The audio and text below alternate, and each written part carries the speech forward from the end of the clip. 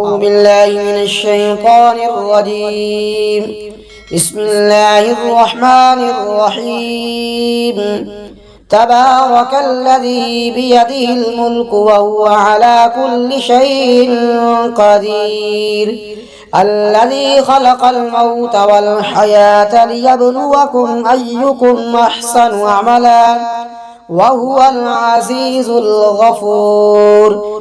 الذي خلق 7 سماوات طباقا ما ترى في خلق الرحمن من تفاوت فارجع البصر هل ترى من فطور ثم ارجع البصر كرتين ينقلب إليك البصر خاسئا وهو حسير.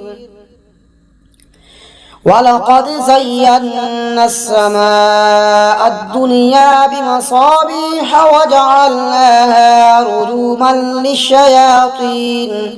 رجوما للشياطين وأعتدنا لهم عذاب السعير.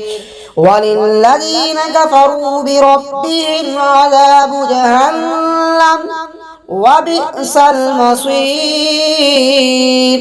إذا ألقوا فيها سمعوا لها شهيقا وهي تفور تكاد تميز من الغيظ كلما ألقي فيها فوج سألهم خزنتها ألم يأتكم نذير قالوا بلى قد جاءنا نذير فكذبنا وقلنا ما نزل الله من شيء إن أنتم إلا في ضلال كبير. وقالوا لو كنا نسمع أو نعقل ما كنا في أصحاب السعير فاعترفوا بذنبهم فسحقا لأصحاب السعير.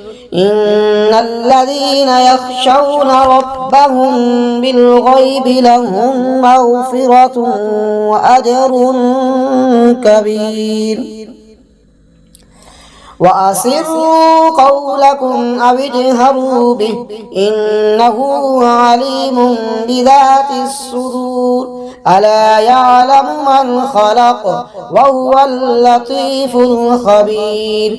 هو الذي جعل لكم الأرض ذلولا فامشوا في مناكبها وكلوا من وإليه النشور.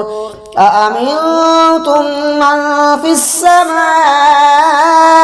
أن يخسف بكم الأرض فإذا هي تمور أم أمنتم من في السماء أن يرسل عليكم حاصبا فستعلمون كيف نذير. ولقد كذب الذين من قبلهم فكيف كان نكير. أولم يروا إلى الطير فوقهم صافات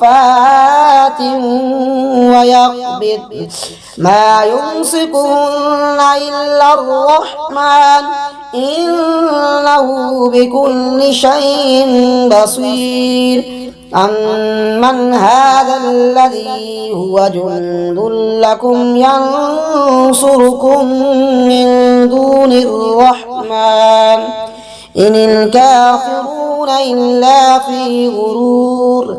أمن هذا الذي يرزقكم إن أمسك رزقه بل لجوا في عتب ونفور. أفمن يمشي مكبا على وجهه يهدى أمن يمشي